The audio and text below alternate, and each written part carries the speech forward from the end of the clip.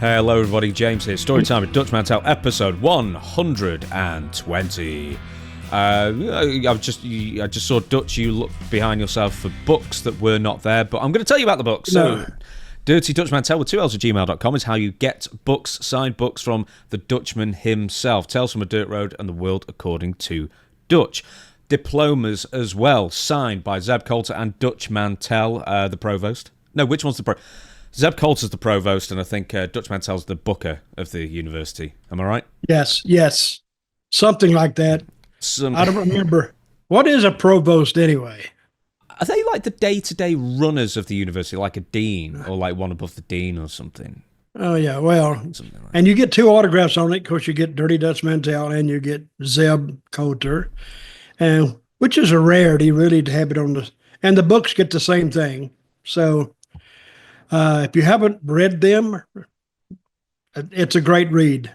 You've never read them, have you, James? No, I bought them. I've read bits and bobs, but then I didn't want... Right, the reason I didn't read them is because I didn't want to steal every story and then ask it on the show. But when I'm running low on material, I'm now going to go to your books and then just say, hey, do you remember about this? And then it'll be good. Third book. Yeah. We want the third book. The third book is being written, and most of it's already written. Not most of it, but at least half of it is written in the form of like a short story. And the one thing about my books I think is different because it doesn't follow a linear line. I've covered this before. I didn't start, say, 1986 and go year by year by year. You might be reading about a 1984 Memphis experience and then jump to where I was in WWE in 2092 or 95, I'm sorry. And sometimes when I look back, I said, wait a minute, 1996, where in the, excuse my language, where in the hell was I? Because during those years, that's when WWF was taking over all the little, used to be territories. They were getting rid of them.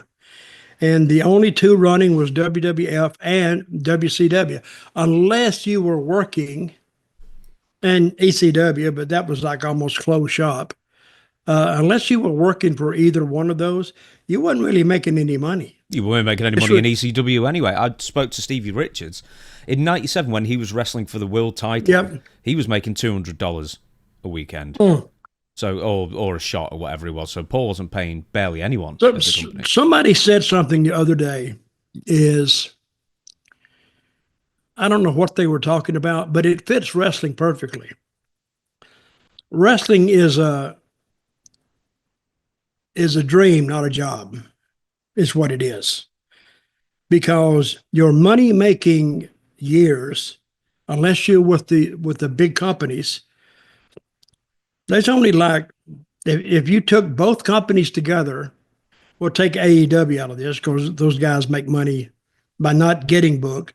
But when I was there in the WWE, only the top guys, say the top 10 guys, were really making any money.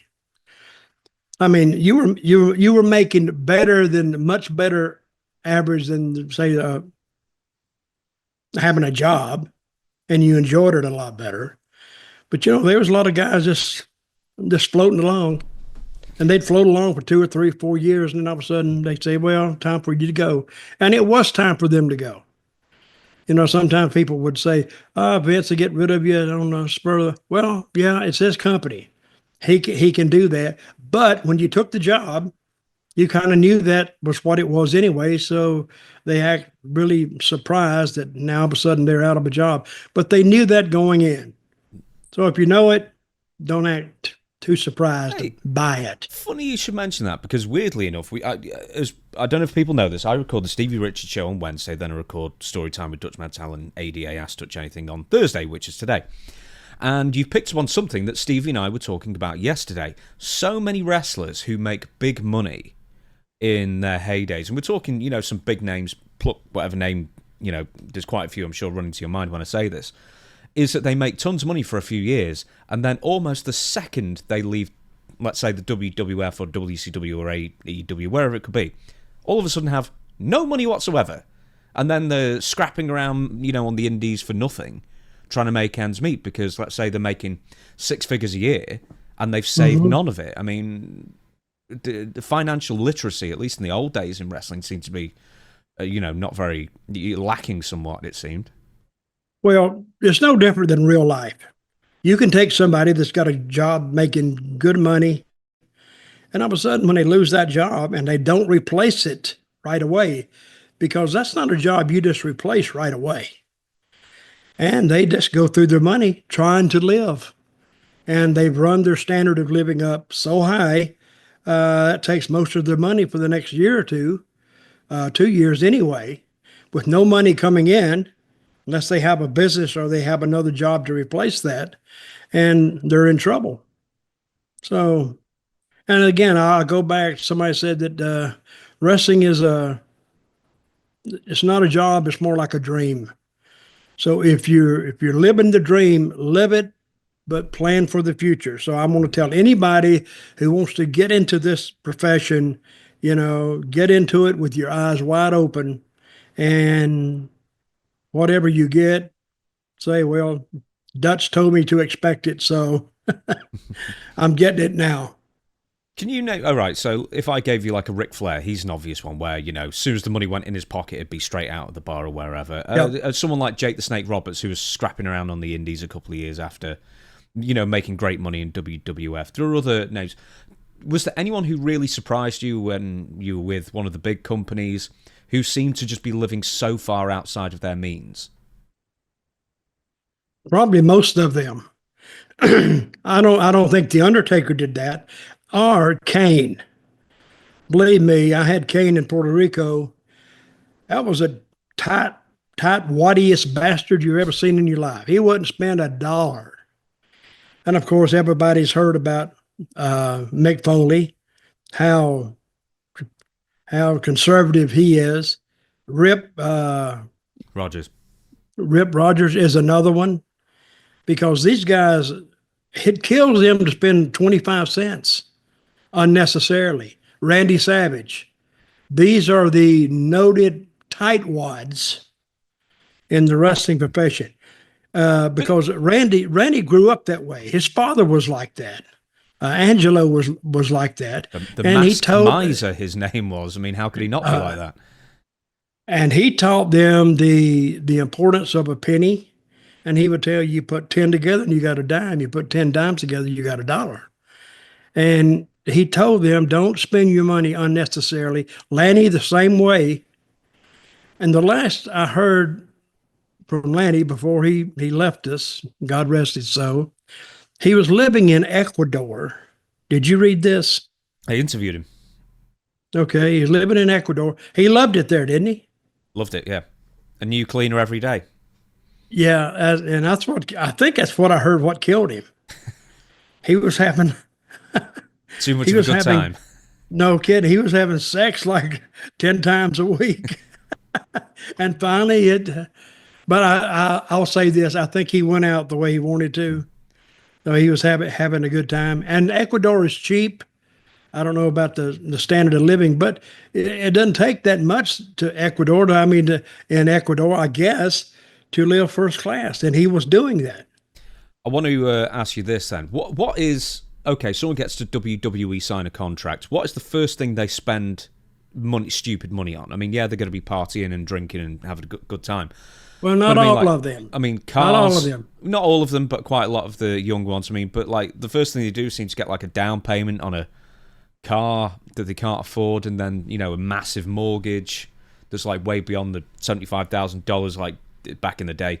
A guaranteed minimum in the early 2000s that you'd sign, and then it just goes straight out the pocket straight again because they think it's going to be there forever.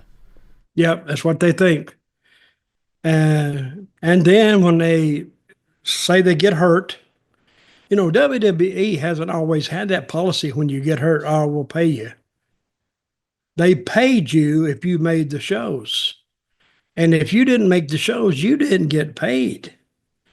That's why a lot of guys learn to work hurt and to learn to work through the pain And because, Vince was a businessman. If he didn't have to pay it out, he didn't pay it out. And that's why he's worth like $9 billion now. I mean, it took him 30 years to get there, but he got there. And hey, we hadn't heard a lot about Vince lately, have we? No, not too much. What's happening is that they've got basically a deferral on the Ring Boys lawsuits until maybe mid-2025 to see the legalities of being sued, essentially, for their part, if they had any. I'm going to predict the outcome of that. Mm-hmm. Some of them have already been paid off. There's only 3 guys, I think I've heard, only 3 guys behind that suit. 5, I believe. Well, not many, but they'll just get them and say, guys, let's do this. It'll be a lot cheaper for WWE just to settle with those guys and get it out of the way. And I think they will do that. I mean, this is 40 years ago. And the statute of limitations, you told me something about it. They lifted that? Yeah, but there's an issue. The actual issue with that is something to do with the legalities of suing someone for letting sexual abuse happen within their company. They're not the perpetrators, but are they liable if it is their company and they've hired someone who is then done these things? So basically, there's appeals, not appeals, but they're basically just looking into the law and sort of figuring out the legalities of even if they can sue for that. Mm-hmm. Well, pay those guys off, get it out of the way, or whatever, because even when I was there, I'm sure it was going on. And I heard like bits and pieces of it. You know me, I stay in my lane. I don't try to branch out and find out, oh, what's going on with the ring crew today? And I didn't do that. I went, did my job, did what I was supposed to do, stayed out of things I shouldn't be in. But it was going on when I was there because I'd heard about it before I got there anyway. I mean, anybody who paid attention to wrestling knew there was something going on with that ring crew. And what's that guy's name? Mel who? Oh, Mel Phillips, yeah. Mel Phillips. And I probably met him. I don't remember him, but I probably met him. Hey, he could have hit on me. Whoa. Wait, hang on. You're out of his age range, I think. You're above 14. Hey, who knows? They could change. But I look very young for my age, so. But anyway. What's a youthful mustache you had in the day? Yeah, that's what he would have said probably. But anyway, yeah,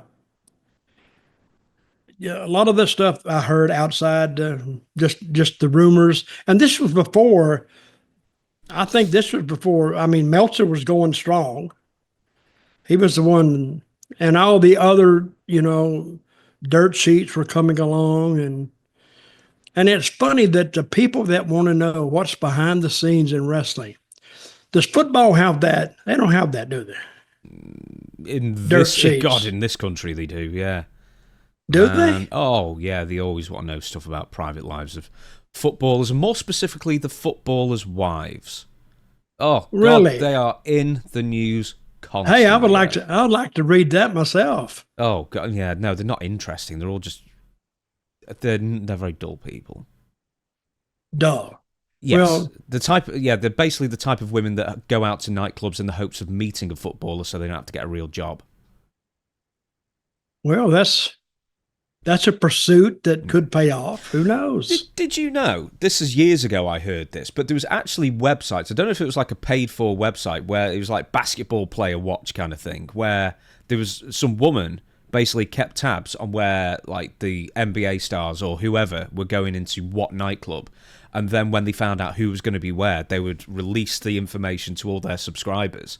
Maybe for a fee, I suspect. Just so that they could all get glammed up and go and try and pull the guy and maybe bag themselves a star athlete. Well, that's not a bad strategy. I know, but like, that's a lot of work to sort of try and then be a kept woman. Well, you're talking about women here. You know that. Oh, yeah.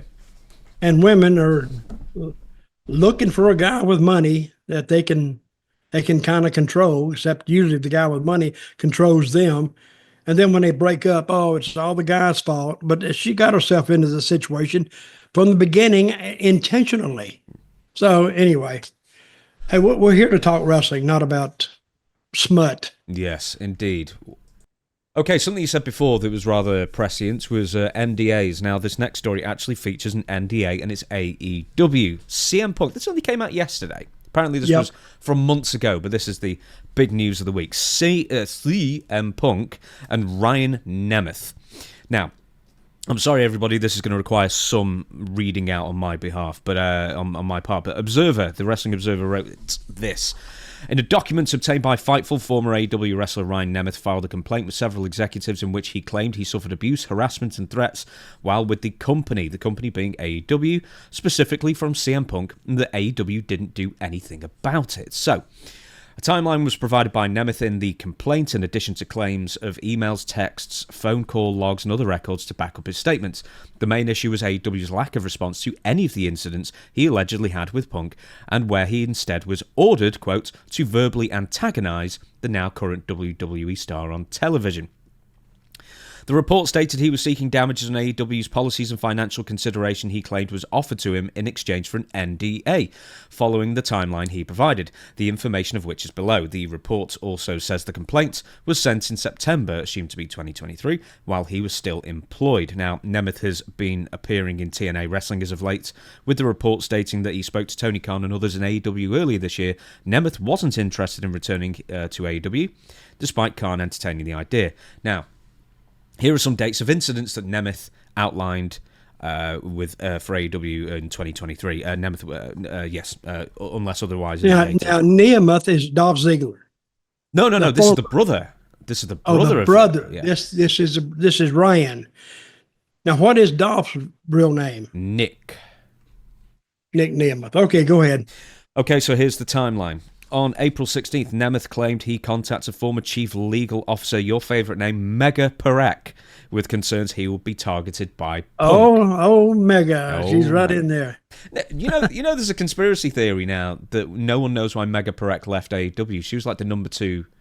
Yeah, she was. Like in AEW under Tony Khan. And then just one day she just upped and vanished like a fart in the wind in Shawshank Redemption. She's just a name.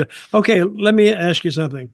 Where is she located? Jacksonville? I figure so. I think she also did legal for the Jaguars, so yeah. Okay. All right.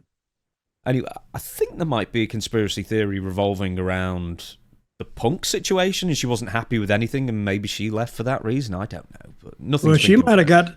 She could have. Well, she may have been replaced too. Oh, she was replaced. I'll give you that name in a little bit when I find it. So anyway, Mega Perek with concerns that Ryan would be targeted by Punk. Then on June 21st, Nemeth claimed that Punk threatened him in a locker room, apparently due to Nemeth's infamous softest wrestler alive tweet. Also stating Perek, the Young Bucks... Okay, now explain that to me.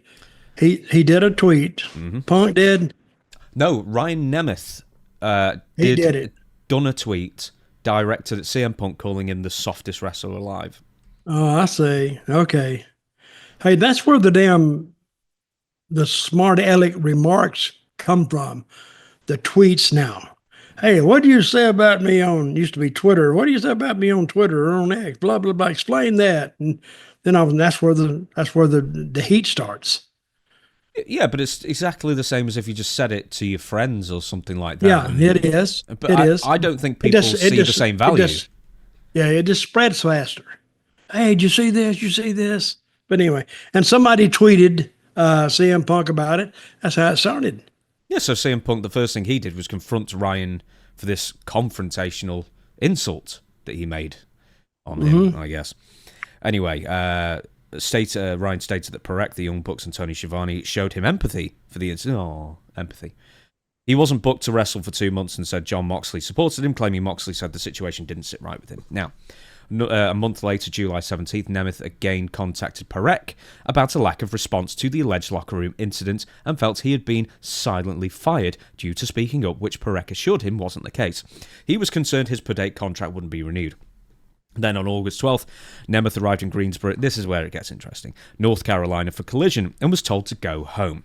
an incident that was previously reported. The situation was initially said to be said by Pat Buck to be simple travel confusion before he later told Nemeth that Punk didn't want him there. Now, this was already at the time when CM Punk had had the confrontation with Ryan. That apparently, according to this timeline, Ryan started, and Punk was Collision was basically CM Punk's show, and then they were almost doing like a soft roster split at that time. After calling Perek again and requesting for AEW to do something, Nemeth said he was flown to a Wednesday, August 16th Dynamite and told to cut a promo in front of a live crowd where he would verbally antagonise Punk. There's a couple more things, but I'll leave that to you. Airing the old dirty laundry out in public is like Brett and Shawn Michaels, which I believe ended with them being friends afterwards. See, you reading that, and I'm not that familiar with it. I don't think most of the people even listening are.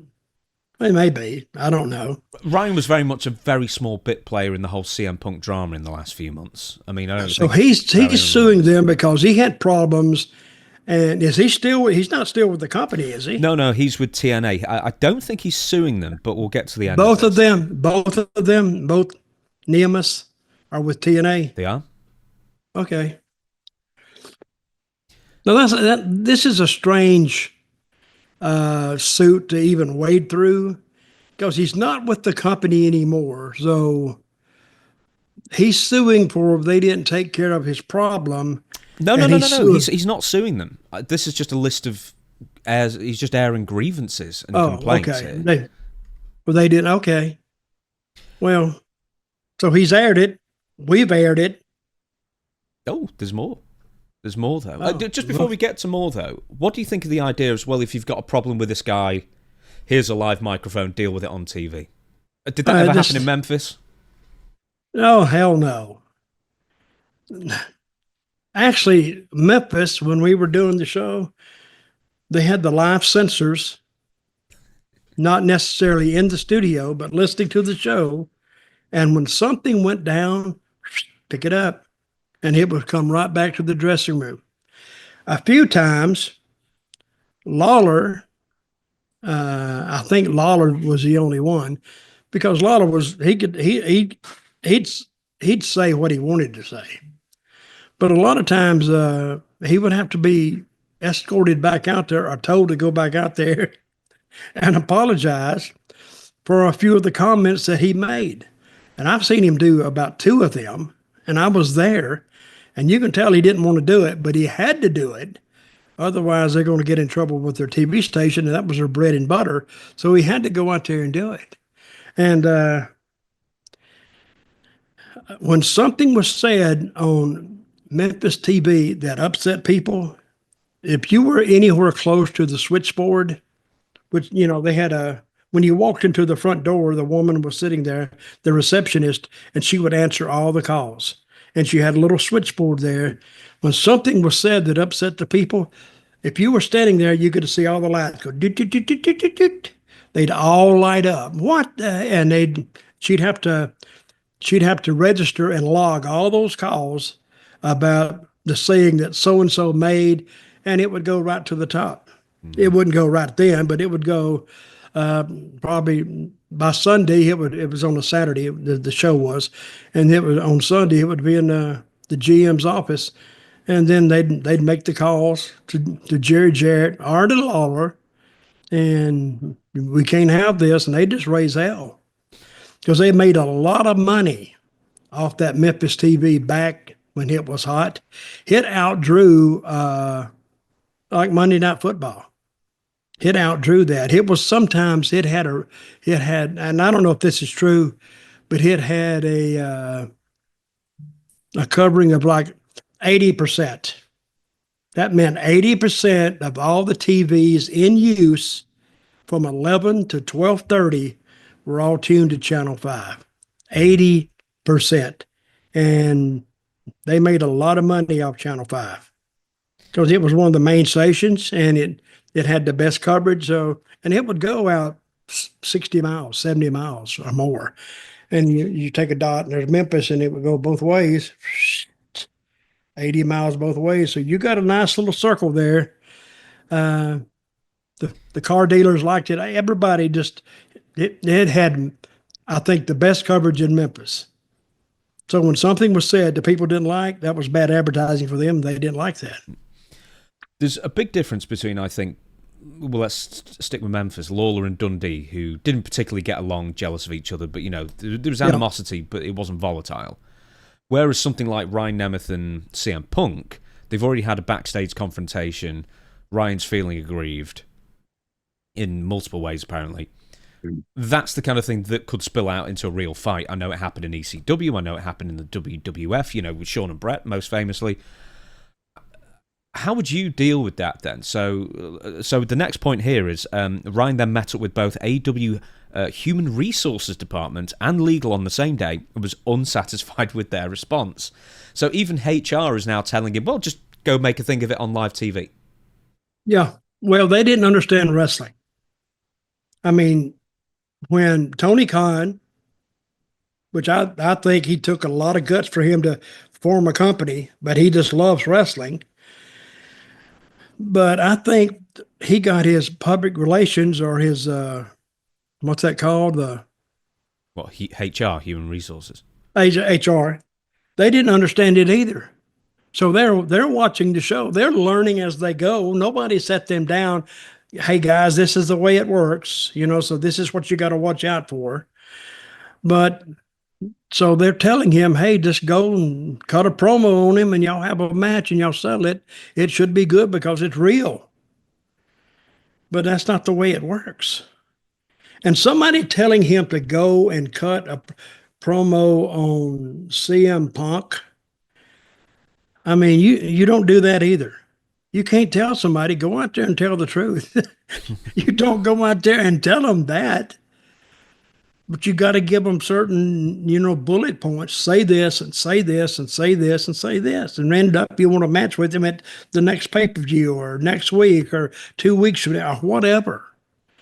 But who was delivering that line, I have no idea. Because I don't know who's booking AEW. I don't know.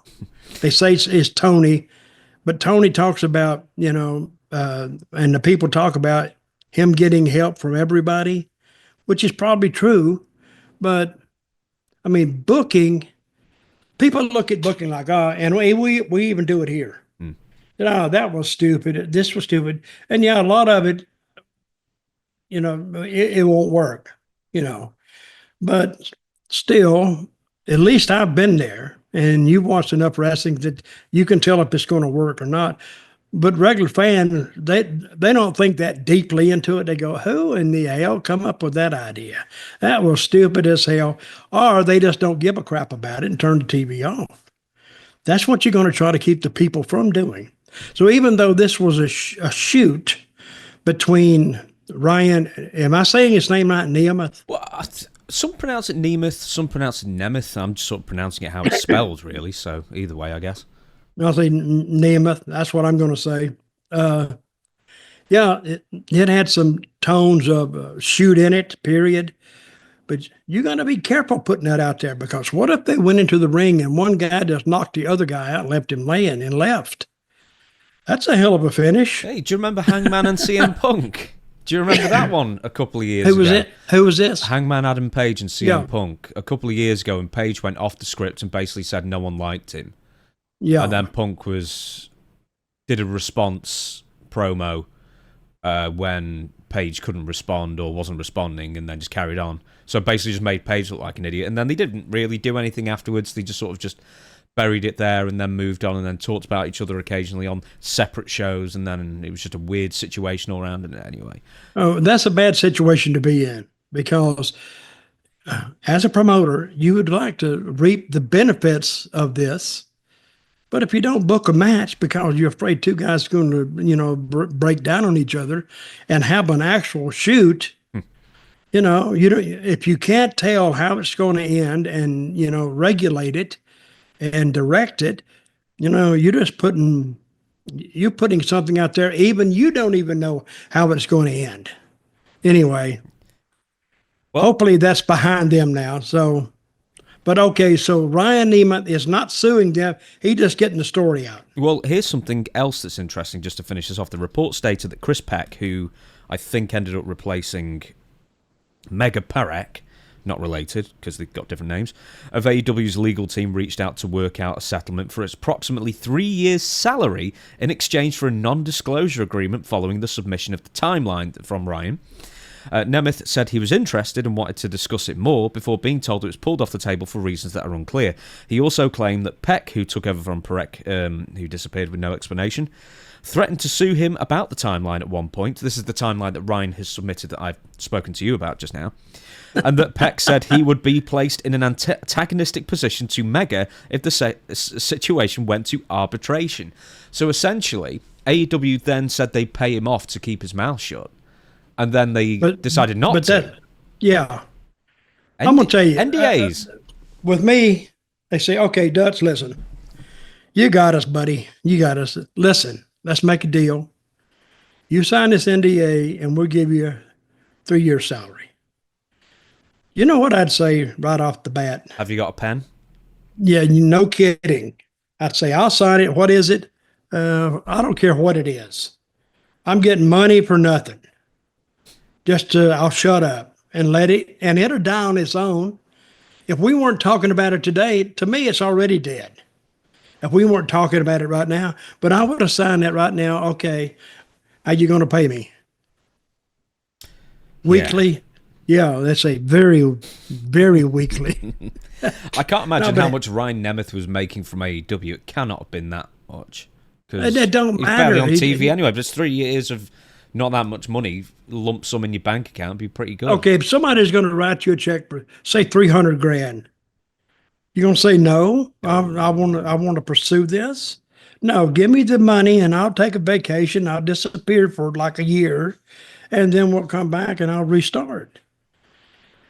Bonkeroonies. Wrestling never fails to amaze me. Some of the stuff these guys do. It's a dream. It's a dream. It's not a job. Remember. But it's I don't know. I mean, it's not even that big of a deal reading through all that, although a lot of it's been made of it.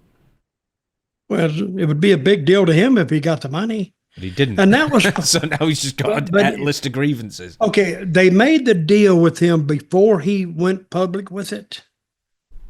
Or no? Or he went public, then they made the deal, then they pulled the offer. Yeah, they did all the pulling of the offer, and then it's been made public yesterday. Even though all this happened months ago, so it's just been made public. Okay, this is a revenge public airing of his grievances. Yeah, but I'm still like, it's not that big of a deal. Well, that's not the point. The point is, the company didn't want to look bad. And they thought, and I don't know who made the decision to pull it off. Probably Tony himself. I don't blame him. But, you can't be held hostage to every Tom, Dick, and Harry that comes along and you give them a job. You just can't. You can't talk. Sometimes the wrestler sensibilities are not the greatest in the world. And I don't know if he got any legal advice or whatever, but apparently it didn't work. And I don't know where it's going to go from here, but I think this story is going to die at this point. Pretty much. As soon as we get through talking about this, and it's done. It's done now then. Next story. Okay. WWE is sadly remaining PG. On December 3rd, WWE and Triple H confirmed that TV PG content rating is here to stay. Quote from Triple H, "It's a safe place for families, for kids, for everybody to be able to view the programming," Levesque said. "That will not change." And then company president Nick Khan also spoke at the conference and confirmed that an R-rated Raw is not happening. Quote, "There's some online chatter about how it's going to be an R-rated, or for us old folks, X-rated. That's definitely not happening," he said. "It's a family-friendly, multi-generation, advertiser-friendly program. It's going to stay that way." Disappointed? No, I'm not. I think the show's good like it is. And I don't think they need to go back to that R rating, because that was almost going too far. And that would turn some people off. They won't let their kids watch it. Hey, it's a kid's show, basically. I mean, and kids that never grow up or turn into your wrestling fans in the 30s and they want to relive their earlier days, and they enjoyed it. But I think taking it too far, I don't think a lot of sponsors want that. especially if they are marketing to kids under, say, 8 or 10 or whatever.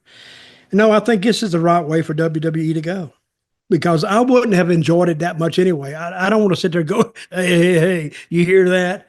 I'm beyond that stage unless it's really, really, couched perfectly. And a lot of people, I don't want to sit there and say, oh, man, he got him on that one. Because, hey, just go out there and just tell me a story, a straight up story, and let's let it ride. Let it ride on that. And I'm not disappointed. I'm actually happy about it. Yeah, I was going to say, right, do you know what people miss about the Attitude Era? Okay, people think, oh, it was no holds barred and the sex and the swearing and the blah, blah, blah. Okay, sex, right, wise. There are dozens of beautiful women in 2024 WWE, and they all wrestle basically in bikinis every single week. So it's exactly the same. It's great. Tiffany Stratton, for goodness sake, Liv Morgan, etc. The swearing is something that I miss a little bit. I would like the language to be a bit harsher, but then with AEW, they sort of ruined it when all of a sudden you could have one shit per hour. Do you remember that rule some time ago? No, I don't remember that rule. Yeah. Basically, someone greenlit shit for limited use. And do you know who said it more than anyone else? Seemed to be Tony Schiavone on commentary. Yeah. Which just didn't fit at all, or whoever it might have been. And some of the crazier, more outlandish stuff. Weirdly, for me, and you might completely disagree with me, Dutch, one thing I quite liked about the Attitude Era is that the matches were quite short. And, you didn't lose your interest too long. A lot of matches are like 18 minutes, 20 minutes plus on TV these days. And I prefer shorter matches and move to the next thing. I do too. If a match goes over 6 minutes, 7 minutes, or whatever, for me, it gets a little bit redundant and boring. Hey, and you got 6 minutes of TV time, which is in real life on TV is a lifetime almost. Get it in, get the statement in you want to make, and let's go. And if you got to come back just for a second and get the finish, okay, we're okay with that. Put your picture in the box and let's go. And right before you do that finish, bring it back. But yeah, those long matches, and I've always been a critic of AEW about those long matches. You only draw the purist on those long matches. But I'm not a purist, and I think most of the wrestling fans aren't purists either. I think they're story-oriented, and if they have a match who relates to the story or advances the story or swings the story or moves the story, that's what the people want to see. Because, how many shows have I watched? I'm going to go on SmackDown now. SmackDown 2 years ago, you would sit there and you go, that's why their ratings sometimes never change, because people would be watching the show. They'd go to sleep watching the show and forget to change the channel. But it registers as somebody watched. But if it gets to the point to where it is really redundant and boring, I think you need to move the creative team. Yeah, I mean, there are a lot of different things with Attitude Era as well that were fantastic. A few things that I think have been over-romanticized, but I think, whatever you think, I guess. But one thing about the Attitude Era, the opening segment was always about 20 minutes. Oh, yeah, in the later version. And do you know what? That was all a rip-off of the NWO who would do that, and then Shane and Vince and the Corporation would do that. And it was great at the time, but not now. Yeah, they were telling the story. And okay, go ahead. Oh, I was going to say we're going to move on. We're not telling a story here. We're going to be reacting to something. Nia Jax chair shots. You watched this? Oh my God, I did watch this. Well, guess what? We're going to watch it together. We're going to slow-mo look through this, and you tell me what you think has gone wrong. We did this on the Stevie Richards show as well, by the way. Nia Jax was not only the first entrant in War Games. Someone was thinking, that's got to be a rib. They put Nia Jax in there for the full 30 minutes or so. It wasn't really a very good match until it somewhat came together in the closing minutes. That being said, the low point was probably a total cluster of chair interaction between Nia Jax, Naomi, and Bayley. Go ahead. Let's show this, and I'll tell you my whole. I talked about it the other day on another podcast I do on Sportskeeda. But let's watch this, and I'll give you what I said there. Okay, one sec. Okay, here we go. I'll just play the first one on Naomi. Up.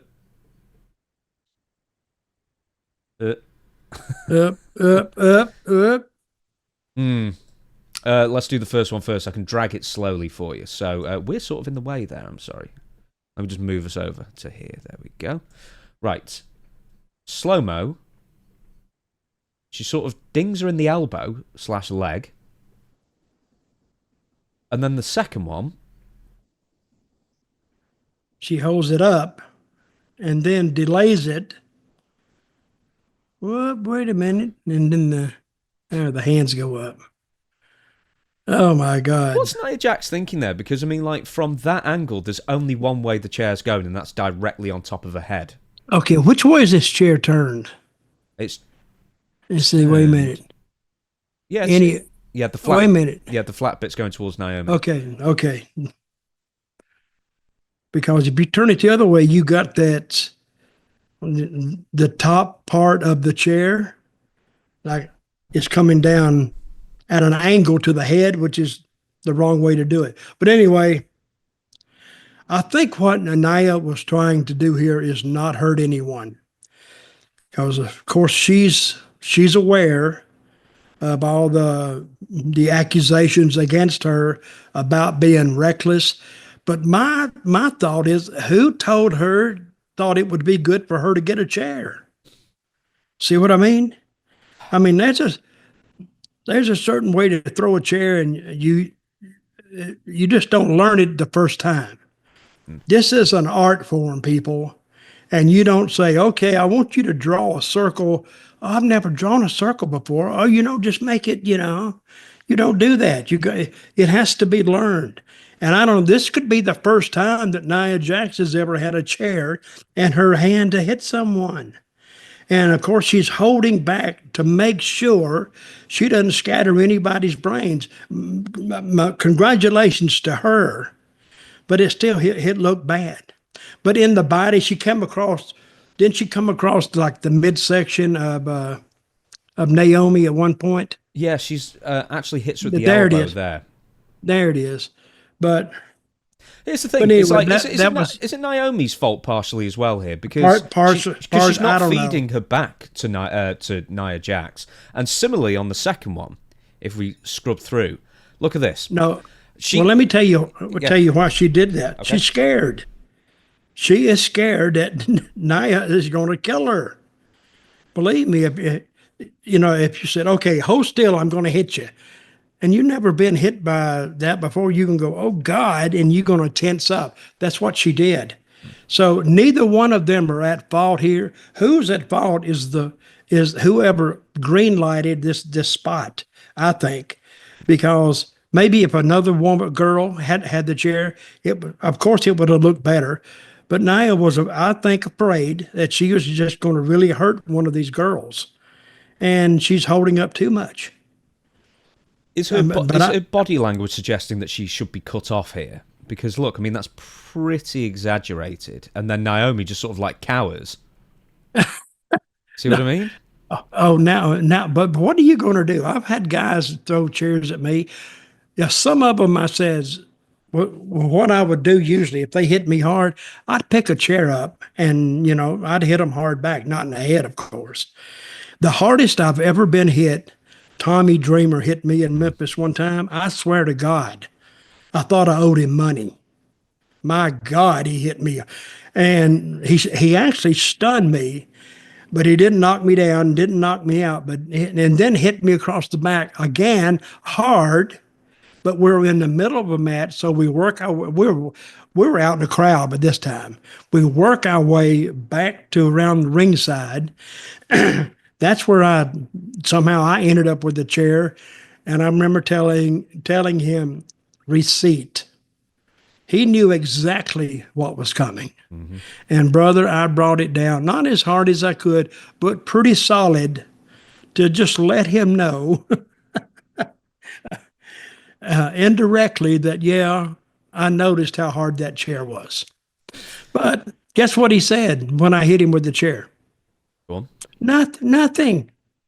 Because that's the way they worked. in ECW. They work like that. That's why most of them guys that went through ECW are brain dead. Their brains are scrambled. So, they would say in front of that crowd in Philadelphia, and I've been in that building, and the building's not that big. They could get 1,200 people, 1,400 people in there. But when they see those chairs coming in and hear it actually connecting with the head, it would sound off, and all those people would just go nuts. Of course, by the time the wrestler got out of the ring after he took those chair shots, he was nuts too. But anyway, well, speaking of noises, let's listen to the Bailey one. Naomi doing her best to protect herself, and Jax. That was it. Let me hear that again. That was it. Oh yeah. One sec. Doing her best to protect herself, and Jax just swinging wildly. There it is. Okay, let's go through that one again. It seems that Bailey. What is Bailey doing? Can we do it at full speed just for a second? Yeah, that was full speed. Okay, that's it. That was full speed. Look, I'll do it one more time. Her best to protect herself, and Jax just swinging wildly. That was it. Oh wow. So here's the other thing. What's Bailey doing here? She's on one knee. Her head is straight up. Probably praying. It's crazy. It's crazy. Like the last second, she ducks down to take it on the back, and then Nia doesn't want to hit her very hard, so she goes. So I think I'm correct in saying that Nia was very, very careful not to really hurt these girls because, of course, she knows her reputation as being a little reckless. But the fault in this goes to the person, the agent of the match, who actually okayed or green-lighted Nia Jax getting a chair in the first place. Did she get hit back? I can't remember. It wasn't within 2 minutes ago, so I can't remember anymore. That being said, it almost strikes me as like, these girls have been trained for like 10 years now, or wrestled, from NXT to WWE for 10 years pretty much across the board. Yeah, it always seems, and same with some of the guys as well, is that when things go off the rails even a little bit, no one knows what to do. So then something like that happens where it's really clumsy. Well, that's the difference between the days that I wrestled, because they set this up from the get-go. From the first time, and Nia Jax started the match, correct? Yep. Which was, to me, a bad decision. You start that match with somebody who can really go and put an opponent in there who can really go. So you're opening this match. This is the first thing that people see is two girls really getting after each other. Then, if you met Nia Jax coming down second or even third, now people said, oh, let's see what's going to happen here. Now you got a prelude to what's going to happen inside that cage then. I think they would have been well served if they'd had Nia Jax come second or third and see what happens then. Because now, and also Nia Jax starting first. The match went 37 minutes, correct? Something like that, yeah. That's very, very long for somebody like Nia Jax. She's never had a 38-minute match in her life, even though I heard the last 6 or 7 minutes, she wasn't really involved. But still, that's 30 minutes. That is a very, very, it's a lifetime to Nia Jax. And she's never done that before. And that was a bad place to showcase it on a PPE. And it backfired on them. I mean, everything WWE does isn't always great. They make mistakes, and I think they won't make that mistake again. Now, speaking of, women's wrestling again, the Women's Intercontinental Championship Tournament is now underway. So, yes, another wrestling belts has been added to the WWE roster, which will be contested for on Raw to match the Women's US title belt that'll be contested on SmackDown. The women's roster is, I didn't count them, I think it's around 15 women on Raw and 15 on SmackDown. Somewhere it averages out to around that. There's 15 women with, let's lump the tag titles together, 3 separate championships to go for. Too many. Yeah. Too many. It really is. See, with the girls, it's like anything else. You got to tell a story in there somewhere. I mean, they got a couple stories going on, but it's not as in depth as the men. And most of these girls don't have the experience that the guys have, because you don't have a Charlotte Flair there anymore. Who's the girl? Becky who? Lynch. What's her name? Becky Lynch is out. And these are your experienced women, your experienced talent. And when you take those out, now you're going to replace them with talent that's not as experienced, and creative is limited to who they have. So I think having too many belts. I mean, how many belts do you think would be sufficient for the two shows? Ooh, well, 2 tag belts and no more than 2 singles. 2 tag belts? I mean, well, I'll give you what this is now. No, one tag belt for each team. Yeah, absolutely. Raw and SmackDown have a staggering 14 titles just between those 2 shows. That includes... Because they're devaluing the other belts. Yeah, exactly. But also, like, what are these speed belts? I understand there can't be too many people who care about whoever is the WWE Speed Champion. And there's a women's version of the Speed Champion. What is that? You got 2 minutes? Yeah, you've got 3 minutes. They're like 3-minute matches. They're only online. They're not on TV, these matches. They're all like social media or whatever exclusives. There's 14. Then if you add in the NXT belts, there's 20 separate titles floating around 3 different brands. Well, that's a battle you can't win. You either got to focus on 1 per show or 2 per show, especially singles, because you can't be talking about, oh, this girl comes out. If everybody's got a belt, nobody's got a belt. Basically, is the way I look at it. Hey, let's put emphasis on this belt, or let's put emphasis on this one. You can't do it. It's almost like having a NASCAR race, and every one of them is some kind of a champion or something. Who's it? I don't know. I don't get it. But that, to me, they're fighting a battle they can't win. Okay, let's call it. You've got a roster of 40 people, a fairly major company. How many belts? Obviously, a world title or a heavyweight title, or whatever. But how many belts would you have? No more than 2. Singles. Because now we can concentrate on it. If you got, like, I don't know, 30 guys, they're all talking about these 1 or 2 belts. And then finally you ended up with the 2 champions going at each other. And I never liked one guy having 2 belts, but he could at one time. But he'd have to relinquish 1. Because what's the other guy's going to do? The guy could only defend 1 belt, but he could probably defend 2 belts at one time for a while anyway. But at least it's narrowed down and you can concentrate on it.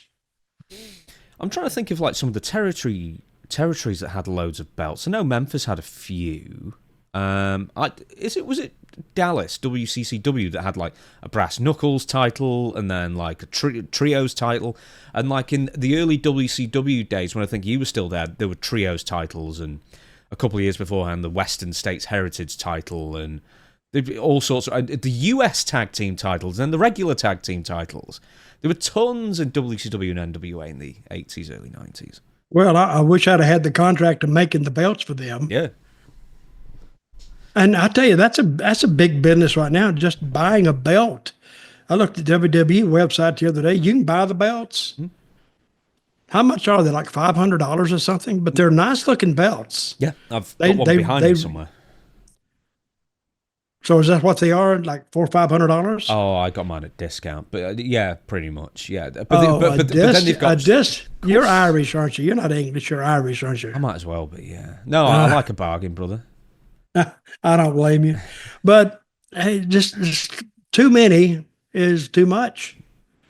It means you can't focus on the ones you really want to focus on because they all run together. What's about? No, everybody's got one. Well, we're going to talk more about belts. AEW, we might as well throw them in there, has 8 active titles on the main roster, including 3 mid-card titles. They're all about the same. There's like the TNT, and then there's the Continental, and then there's the third one. They're all mid-card belts. Then they've got trio titles and 2 let me women's. ask you something. Let's take WWE. What singles title comes to mind right away? The World. Or heavyweight, whatever you want to call it. All right. What is that? The top singles title. And what's the second one that comes to mind? You see, I'd always say Intercontinental, but then there's a counterpart with the US title on the other brand. Okay, what does Gunther have? The World, which is the secondary World Championship. Unless you count when the WWE Universal whatever blah blah blah Championship was at one point 2 belts, so therefore the Raw World title was the 3rd belt at one point. Then they sort of combined the 2 that Cody Rhodes has into 1 now.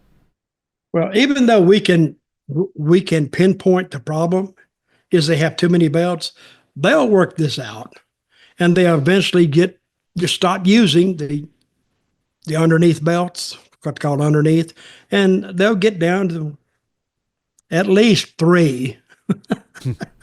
Get down to 3 belts that they can concentrate on, and I think that's too many. I think you need a tag team, and you don't need more than 1 tag team title. Oh, God, no. I mean, and I think no more than 2 singles titles on either show.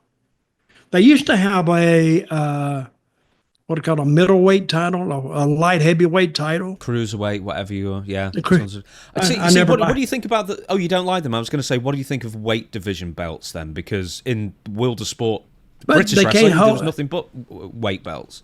Yeah, they don't concentrate on that because what's the guy that just joined the Bloodline? What's his name? The big guy. Oh, Bronson Reed.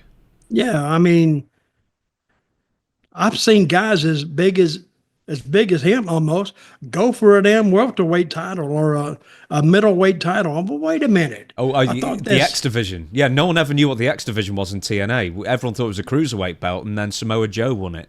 The only thing that I really liked about the cruiserweight or the X Division is Bubba Ray Dudley weighing in, trying to make weight for that TNA X Division title. Oh, it was hilarious. And they just kept pushing the deal, and he kept pushing it back. but it was entertaining, and it was funny. Because Bubba's entertaining anyway. If he just goes out there and just talks off the top of his head, he's funny as hell. We should get him on. I never spoke to Bubba. Oh, you never spoke to him? No, great. Never spoke to him. Oh, somebody send me his number. I don't have his number. I would like to have him on, really.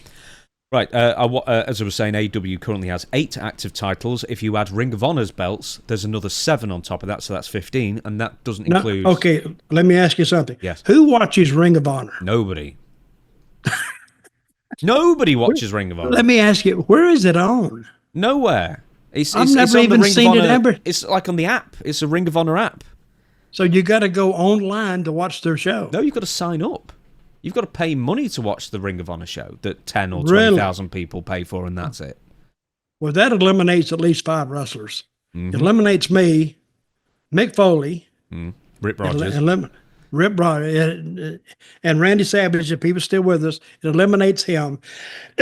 And I'll think of another one that notoriously cheap. I can't think of his name now.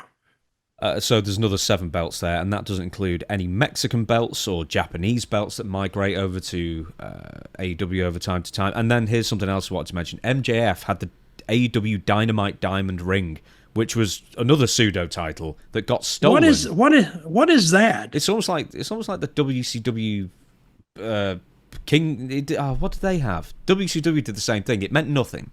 Anyway, the point is that the actual ring legitimately got stolen when they were in London for Wembley 2. When you say ring, it's a ring you put on your finger. Yeah. That got stolen. That got stolen, and I thought, maybe they might use that as an excuse to get rid of it. No, they made another one. And then they sort of half tried to bring it into storyline that Daniel Garcia had stolen it. And then, anyway, forget about it. I'll say one more thing, we'll move on. Paul Heyman, when asked about multiple titles, said recently, "I'm not a big fan of a multitude of titles unless you can give them enough time," Heyman said. "We had proper focus at the time on the championships that we held and didn't feel that we needed more championships to tell better stories, and felt that, therefore, the introduction of more championships only waters down the championships that we already had the spotlight on at the moment." Is it just sort of like an easy out? Oh, well, we can't think of a decent storyline for this, so they can fight for a belt instead. No, it's too many. It is just too many. You only got so many stories, and you can't repeat the same story in the same angle on the same show. So, I mean, there's ways around that, but it gets complicated. And the best way is direct. Just go straight to the issue. This guy's going to challenge this guy for this title. But if the title means something, that makes it jump out at you. But unless it does, I know it's a crapshoot anyway. It may work, it may not work. But let's go. The art of simplicity. Let's just go simple and easy as it goes, and see how that works out. If not, you change it, because booking is always in a state of turmoil anyway. It's always changing and changing and changing.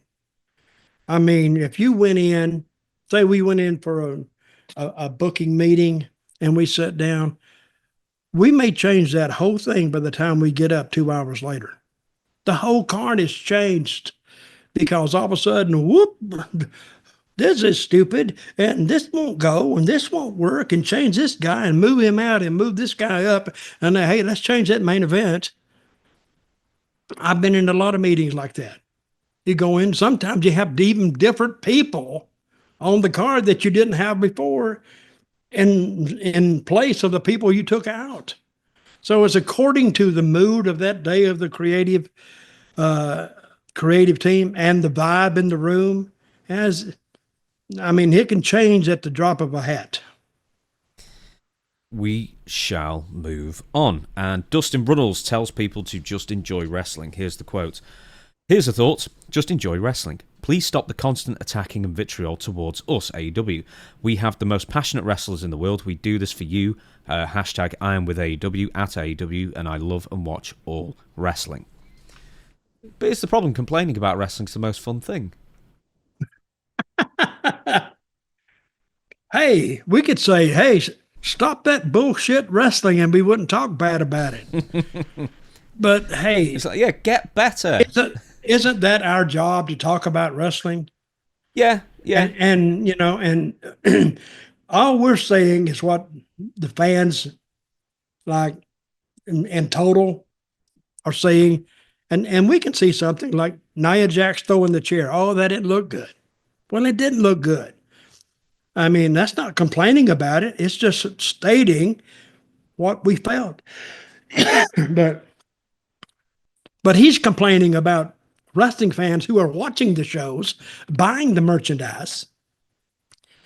I don't know. It's a never-ending cycle. It really is. And I used to get mad if somebody would knock. I mean, I know these guys work hard because I've been there with them.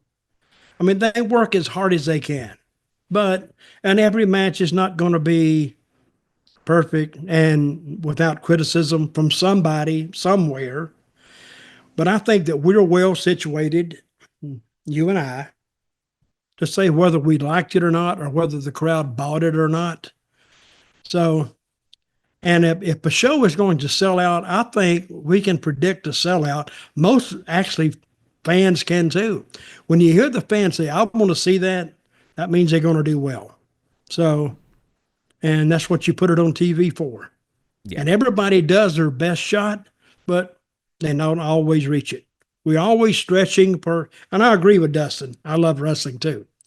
They're aiming for perfection, but very few actually get there.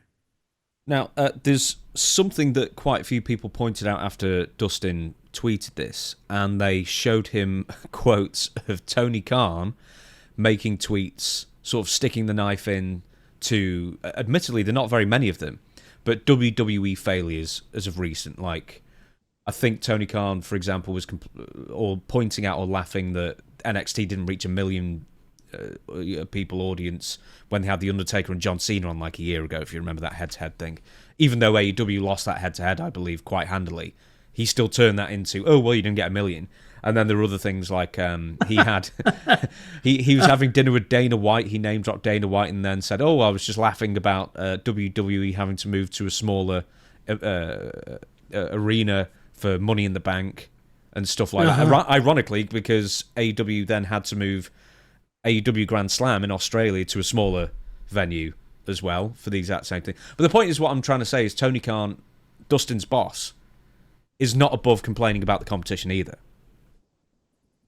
Then maybe he should stop it.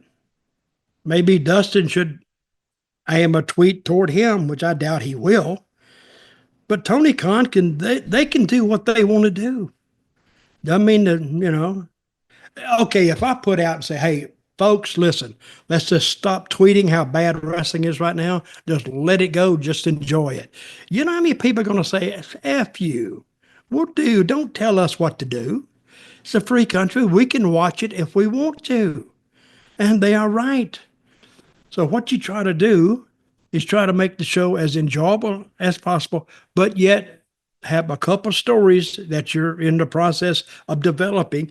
And when you get the stories right, there's stories in this form of production. This middle story is just getting kind of started, or the low one, and the top one is rolling over. And when you say you got 3 stories, 1, 2, and 3, this one here, you're getting ready to change it or end it for the time being. And this one is going to roll right into place behind it. And the other one moves up. Now you start another one and bring it back here. That's how booking is done. You keep it all aimed up in different forms of creation and completion, and just have it roll over. Now, if you have a champion like Flair can end one, or that's the way they did with him, and the next one moves in place. And then that's why Flair stayed in the main event, because they kept having these contenders for Flair's title. And then when they got one, like if they got a Ricky Steamboat, what business they did. I mean, because now Steamboat, good-looking guy, they did nothing but business. And I remember when Mid-Atlantic was doing this big business, I was in Memphis. Memphis was doing big business. But, Charlotte was a bigger territory. They carried more guys. But, they just, we would get news filtering back in. Oh, they sold out Charlotte, and Greensboro was their big town. Something 20 some odd thousand seats in Greensboro, because that was their like their Super Bowl, and it sold out. We kept hearing what great business they were doing, because I don't know who was putting at the business we were doing in Memphis, but we were doing big business too. Between 79, let's say 70, 78, and 79 to 1984, 85. That's when all the territories were actually doing pretty good. Texas, Florida, they were all doing big business. And you can almost put a timestamp on this, to WWE, WWF started moving in and taking the TV stations. See, TV stations back in the day, the TV station would take it, and they wouldn't charge the promoter anything. What they did, they were smart. They just took the wrestling product, and they didn't pay anything for it, and they took it, and they swapped off the ads. That's so the promotion could run the town. Now later on, WWE came in and started paying the TV station to air their show. So therefore they would just take the spot of the old territory program that used to be on. WWE would put their spot right in there. Now, instead of sharing the ad revenue, or if they even did that, WWE was paying them to show it. So it was profitable for that TV station to take the WWF product. Simple. And of course, if you didn't have TV in a town, forget running it, because you can't advertise enough to get the crowd you were getting before. Can you imagine if social media existed in the early 80s and you get, the AWA fans, that phony Memphis stuff. Oh, yeah. And then Memphis fans were like, AWA, it's so boring, map-based, blah, you know. But then you'd have like 30 different sections of fans all hating each other. It'd be probably more interesting. Yeah. Well, that's where the real angles were. If you want to start an angle now, start it on social media. Or podcasts. We do quite well. And get the people think, well, boy, this guy don't like this guy, and this guy don't like that guy, and blah, blah, blah, blah, blah. Because, and we've had a few blow-ups here ourselves. Remember that? Oh, with us him. and Meltzer. Yeah, and we blasted him, and he never came back and said nothing on his show. Yeah, no. Do you know why? It's because he knows he was entirely in the wrong and came off like a dribbling imbecile. So that what are you going to say in return? Anything he says is going to make him seem even stupider. A dribbling imbecile. Yes. Yeah, I like that word. But we're going to move on. Right, AEW wrestlers held hostage but still being paid. We talked about this with Ricky Starks yesterday. Anyway, last week. Oh my God, this is so wild here. So it's not just Ricky Starks. It's not just Danhausen, who hasn't been seen since the end of 2023 but still gets paid. Quite a few others are also just off TV and getting paid, and not getting booked. Ray Phoenix also, it has been confirmed, had his contract extended for no reason other than to keep him away from going to WWE. In August, it emerged that, my stupid printer, the Lucha Brothers have been in talks with WWE despite still being held under contract by AEW. And basically, out of spite, Tony Khan has extended injury time onto Ray Phoenix's contract, so he's not going to be out of contract till the summer of 2025, whereas his oftentimes tag team partner Penta is now a free agent. What's the point in devaluing wrestlers that much? But the thing is, you can't feel sorry for them because they're getting paid. No, held hostage, brother. Let them get out of the limelight. Let them get out of AEW. And WWE doesn't want anything to do with them and go to what are they going to do then? They would be screaming for somebody to take them by the throat and hold them hostage. They're sitting at home watching TV, working out, going to see their family, spending times with their girlfriend or their wife, still getting paid. How many regular people, would like to be able to do that? Hey, do you know what it's called? We call it here. It's not exactly the same, but we've got a term: golden handcuffs. Well, that's true. But I don't know. That's complaining for the sake of complaining. I mean, they're not being hurt. They just have their little feelings tweaked a little bit, and they don't know what to do about that. Guys, let me tell you what. When you get out of this bubble, you're going to find out what real life is like, and I'll guarantee you, you're gonna crave the days of now, and days of yore you're gonna crave for days of now. So, well, for Penta and Phoenix, I guess. So the base minimum for a main roster performer in WWE is $350,000. So yeah. I suspect because he's had injury time added on, that he's only getting paid his contract, and he probably isn't getting paid for the injury time, maybe. So I suspect if he did go to WWE, he'd be working still probably part-time, because WWE just don't do house shows anymore, really, or very few.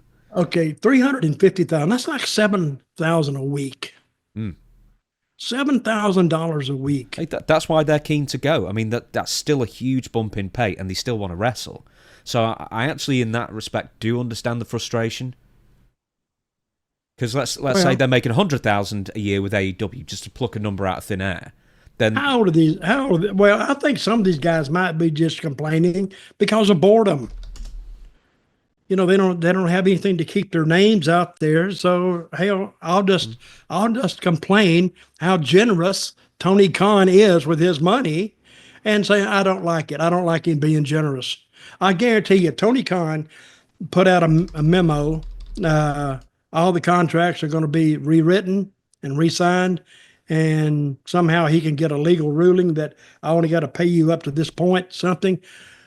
You want to see all these people come out of the woodwork and knock Tony Khan for his generosity that he suddenly just took back? In a way, hey, Tony Khan did them all a favor. Now, we've had our share of Tony Khan knocking points, but never that he was a cheapie. We never heard that about him. But he's got the money to do it. But anyway, the guy saying that is like me saying, boy, I'm mad because I'm sitting here making $7,000 a week. That's $1,000 a day. You don't got to leave the house. You don't got to do nothing except what you want to do. And you can spend time with the kids. You can do all that. Oh, but I'm not wrestling. Okay, I'm sorry. I don't know what to tell you. Go wrestle yourself in your bedroom. No kidding. Hey, buy you a ring and invite your neighbors over and have a match yourself. Just do that. But if you get hurt, guess what? If you get hurt wrestling, hey, your contract could be null and void. So you better keep that quiet. Penta's nearly 40. Ray Phoenix, who's still under contract, is 33, about to turn 34. Let me just give you, this is the translation of a mysterious social media post he put out there. There are many things that are not known, but that also should not be talked about. Yes, just don't do it here. We must wait. Professionalism first and foremost, folks. We must not be the same as all those podcasts that go around spitting out what should not be spit out. Never diminish our work. What? I don't know about his work. There are things that should always be respected, and many are forgetting everything that wrestling has given them. I don't even know what that means. No. Well, let me tell you, is that Phoenix? Yes. Well, let me tell you, Phoenix, it's giving you $7,000 a week to not even go to work. No. That's what it would be in WWE. In AEW, I suspect he's making less. But still, okay, I mean, if it's $2,000 a week to sit there and come up with $2,000 a week, at least he's paying his bills. Oh yeah. So, but if you were saying, but if you signed a deal in WWE for $350, you're still getting that amount every week, whether you go or you don't go.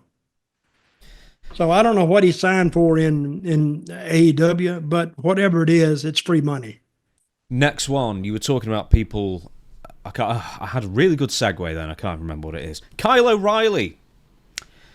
During a recent episode of his 83 Weeks podcast discussing the November 20th episode of the show, Eric Bischoff shared some strong opinions on the appearance and presentation of AEW performers, singling out Kyle O'Reilly for harsh criticism. Before I mention this, you watched the promo that Kyle O'Reilly and Adam Cole did last week on AEW Dynamite. Now, in fact, before I say what Eric says, you give me your opinion of, one, the promo and the performance, and two, how Kyle O'Reilly presented himself.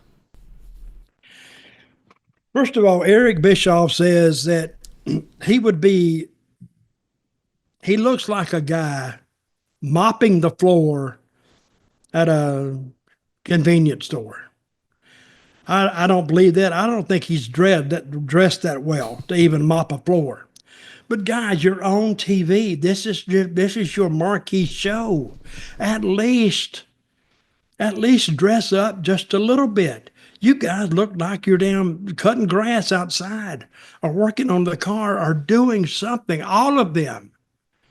So what is the deal that you can't dress up a little bit?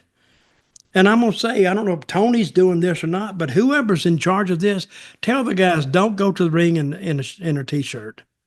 Don't go to the ring in a pair of just blue jeans.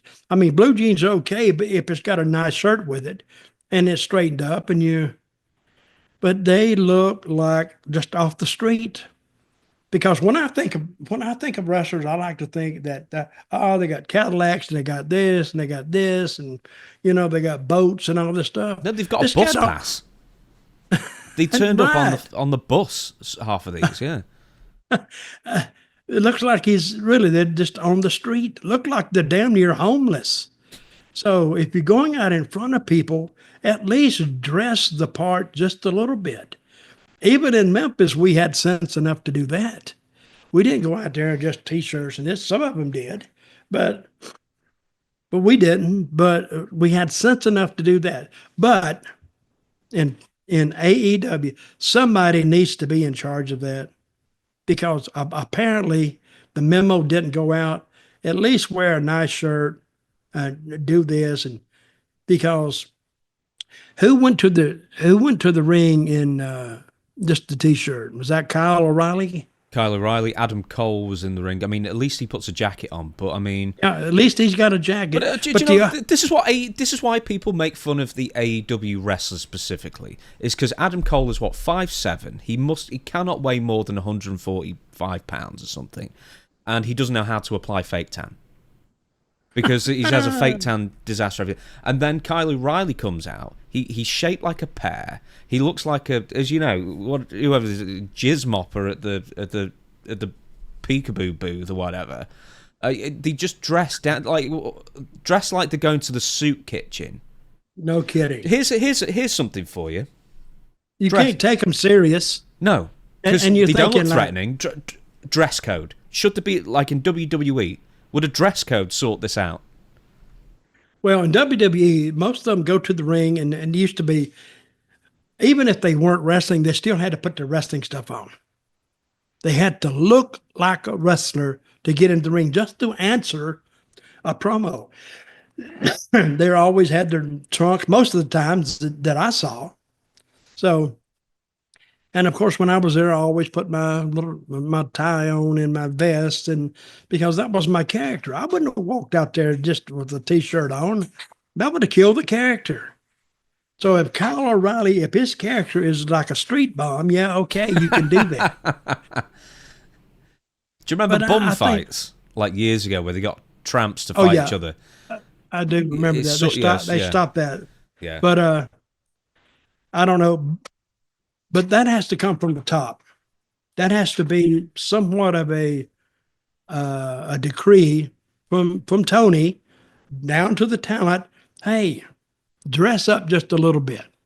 I mean, it looked like he went to a damn Salvation Army store and picked through the damn $2 pile and pulled out a T-shirt and a pair of pants. Really, and that's upgrading him.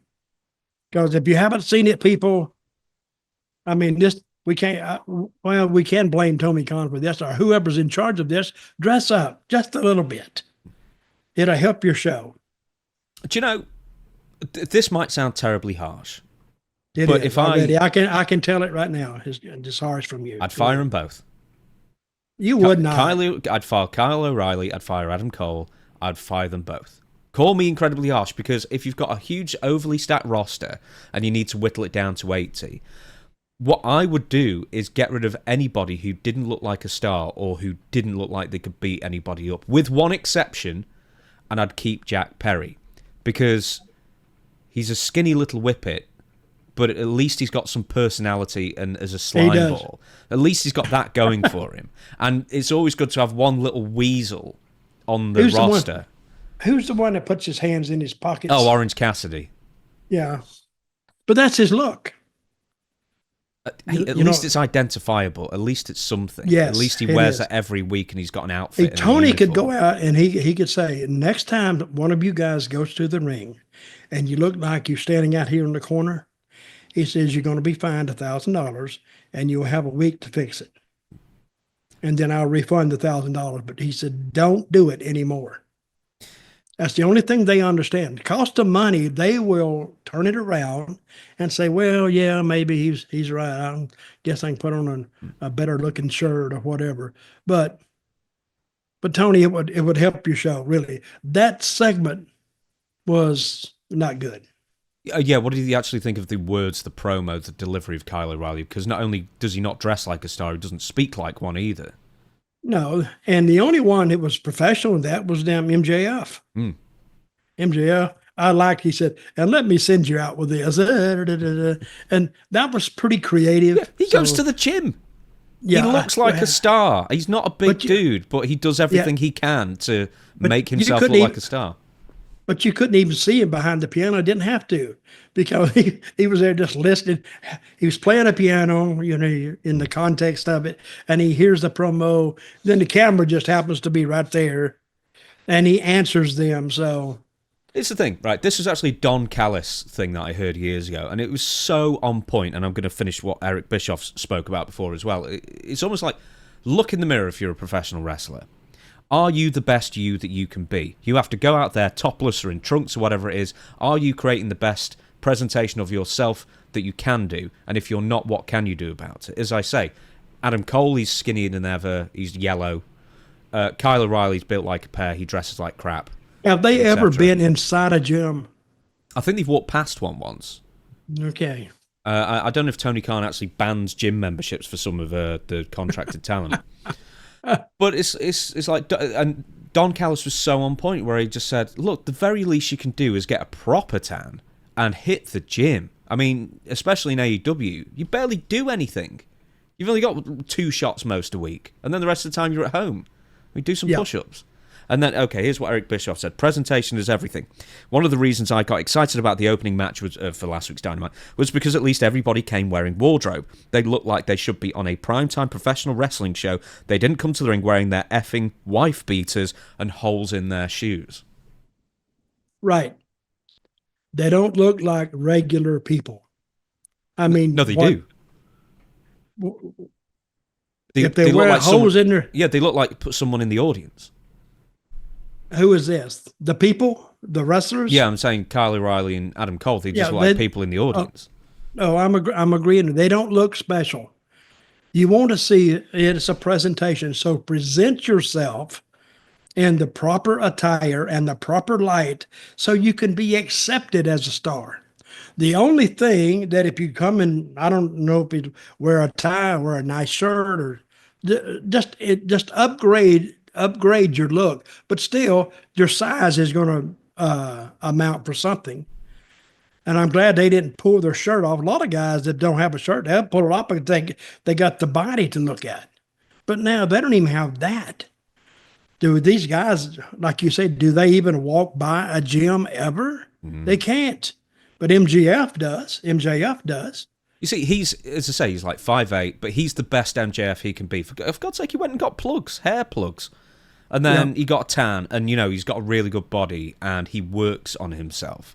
And then some of the AEW pillars, they take the T-shirt off, and then, I'm getting snow blindness because of how white they are. Anyway, we'll move on. Okay, you think you'll ever see MJF in WWE?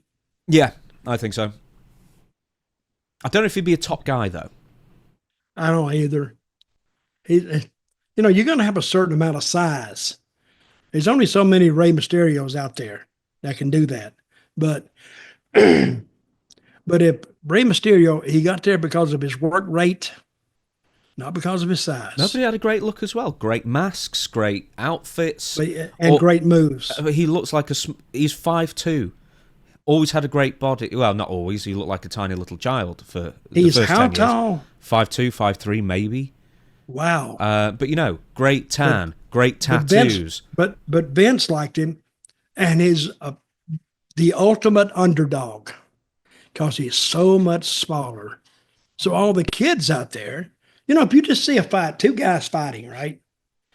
Immediately, you're going to pick the underdog. I don't know why. One guy's pushing the other guy, and you say, I wish that guy just knocked the crap out of him. Do something. And that's what Ray, he filled that role. He was the ultimate underdog, and he would just go to the ring and you could see the difference between the big heel guy and Ray. It was like this, at least. So if you don't know anything about the 2 guys, you're going to pick the smaller of the 2 guys. You're going to pick the underdog, and you're going to cheer for him. Plus, he had all these moves he could do, and, they pushed him, and so he got over big time. Let's move on. Britt Baker, toxic, quote unquote. So Baker made her return to the company at Forbidden Door after a lengthy 9-month layoff due to an injury, including having a stroke. However, their rivalry, hers and Mercedes Monet's rivalry, were interrupted by a subsequent suspension, and then a match against Monet All In received negative feedback. Then more negative feedback from Britt Baker. And basically she's had enough of the negative feedback. She says, I'm exhausted. I'm not going to be polite anymore. Leave me alone. Politeness is 2024. We're still in 2024, by the way. Everyone needs to be real and authentic, and the world will be a better place. During the same interview, she said this during... Baker explained that a lot of the criticism she receives online that she's just had enough of. Okay, so here's the quotes. You can't ever believe what you read about yourself, whether it's really good or really bad, or you're going to end up medicated and sedated potentially. What is she doing? What is she doing? I don't know what she's doing. She's complaining about what she reads. Go ahead. Yeah. A fine point. It's tough because we live in a world where social media is so prominent. Social media fuels what we do, essentially. Baker continued, we rely on it, but man, is it toxic. It's brutal. There's a whole population of people on social media who just want to make you feel bad about yourself. It's crazy we live in a world where that's their mission. I'm going to wake up today, tweet 10 mean tweets to Britt. I'm going to take a lunch break, and then maybe I'll do 10 more. It's bizarre. Now, that's true. There are a lot of sad sacks and weirdos out there on social media who finally have a voice to just be as weird and unpleasant as humanly possible. We know this. But the fact is that Britt Baker sure earns a lot of her criticism as of late because she's not had a good return since. And then, if you remember a couple of weeks ago when Britt looked in the camera when Serena Deeb came out with a flag for whatever reason and said, nobody cares, nobody cares, nobody cares, nobody cares. No one's seen her since. Well, that's killing the angle before it even got started. Nobody cares. She doesn't care, so why should the fans care? I don't know who's telling these people that. And I don't know if the camera, the mic, should have picked that up. I don't know. That's something that actually started with a negative and went lower. So whatever's on camera, these guys need to learn that, hey, try to at least make it look like you're interested. Britt Baker didn't even look like she even cared about the girl. Well, neither of them have been seen on AEW television since, and that was weeks ago now. What happened to Britt? What did she get in trouble for? Did she get in trouble about? She's just gone again. Oh no, she was suspended for 1 week because she got into it with MJF briefly, I believe. Yeah. Yeah. Well, and then she came back the next week. It's fine. I don't know. That's their problem. They got to work through that. But people talk about the podcasters like us. We're picking it apart. We couldn't pick it apart unless they gave us the material to pick apart. We're just saying what the fans are saying or thinking anyway. If you're just such a big AEW fan, there's a lot to pick apart. There is a lot. But do you think she's suspended? I've got a theory that she might have been secretly suspended again for the nobody cares rant. Because Serena Deeb hasn't been seen since either. And they were going to have a match. And the last match that Serena Deeb had was against Britt Baker, who beat her. So that's why nobody cares. And now she said it. And now they're both off TV again for weeks on end. No consistency. I cannot believe any agent told Britt Baker to say into the camera, nobody cares, nobody cares, nobody. That's nothing. That means it makes it wasn't much to begin with, but they damn sure didn't add to it by saying nobody cares, because if she says that, that's the thought you're taking away from the show, from the scene is, well, she doesn't care, nobody cares, I don't care. So you're agreeing with them. I don't know. They need a total overhaul of a lot of their TV show. Period. So, Tony, here's my suggestion to you: get somebody to help you out, buddy. Mm-hmm. AEW has actually promoted something which is actually quite interesting. I sent you a couple of videos from Dynamite yesterday as we record this. There's two different things. Chris Jericho. That was great. Yeah. Which one?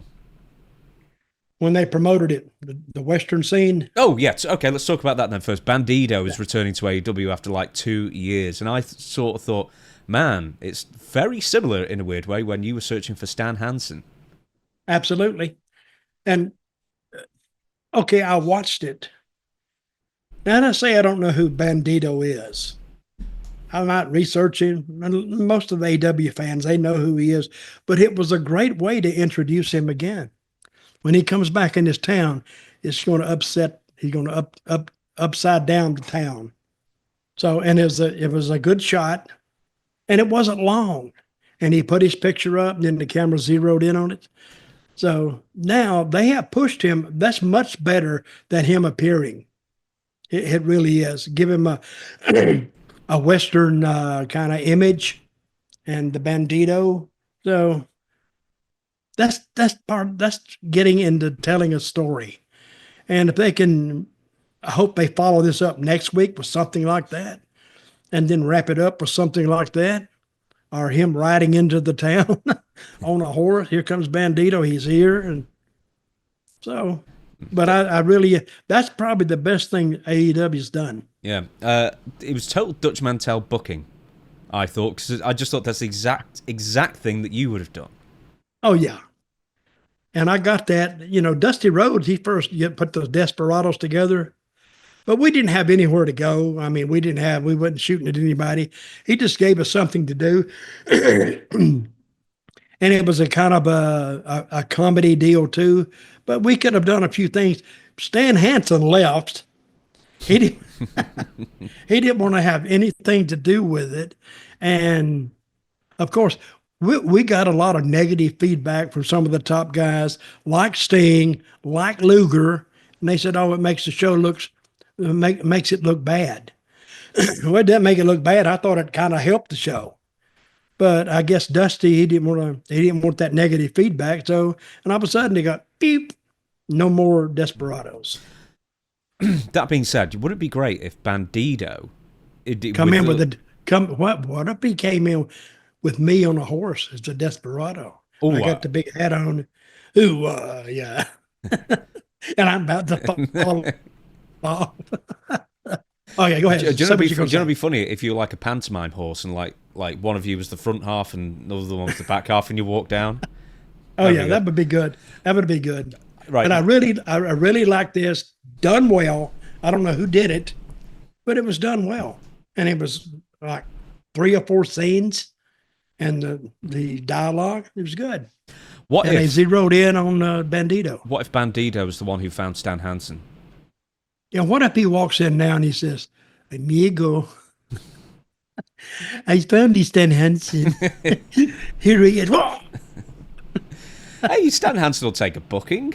I'm sure he will. He'll go down. And I love Stan, but I talked to him quite a bit. Great guy. You didn't like wrestling him, though, surely? He didn't what now? You didn't like wrestling him, though, surely? Oh, we never wrestled him. Oh. No, we were looking for him. I don't know what for. That was never explained to us. Well, you're on the same card as him quite a few times. Yeah, and we couldn't find him. People used to say, "Hey, Stan Hansen's back there in the dressing room. Can't you find him now?"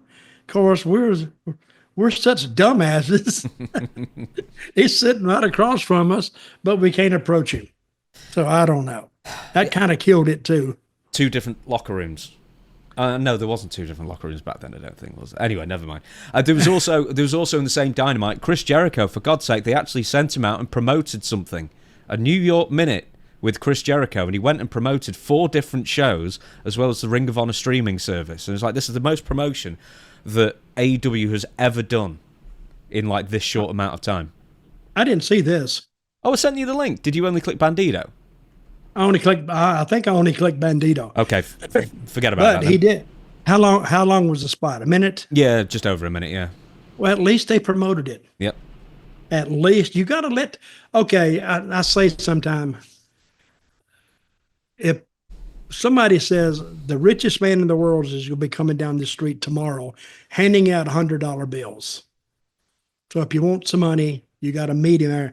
6 o'clock in the morning, he's going to walk down the street, hand out $100 bills. But if nobody told you he was going to be there at 6 o'clock in the morning, he would walk down and just some damn bums who happened to be up would get the money. Yeah, Kyle O'Reilly. Yeah, Kyle O'Reilly. They're all there getting the $100. But if nobody told you, you wouldn't know. So you're going to miss it. You got to tell people. It's a lack of advertising will kill anything. I don't care. It would kill Taylor Swift. if Taylor Swift is there, but you didn't say she's going to be there, you might have 100 people show up. But now you advertise her, she gets 70,000.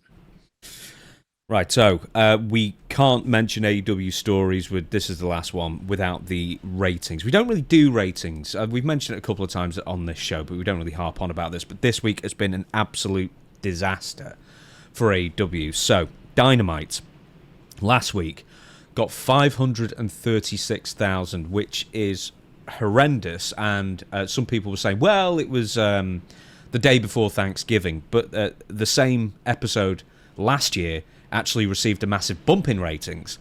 So I don't really think it being the day before Thanksgiving is an excuse for just the loss of viewership.